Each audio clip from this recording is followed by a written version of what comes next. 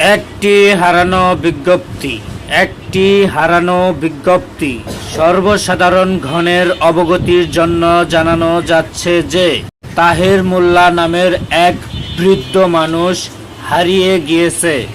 তার বর্তমান বয়স আনুমানিক 69 বছর। আনুমানিক দুপুর 12:55 তিনি দপ্তরপাড়া জহির মার্কেট এলাকা থেকে নিখোঁজ হয়েছেন।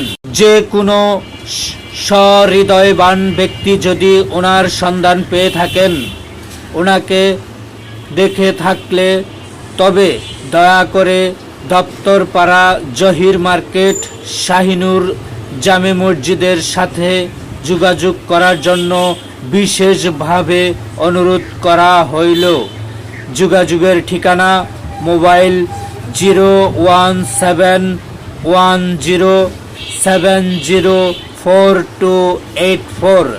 আমি আবারও বলছি 01707044284।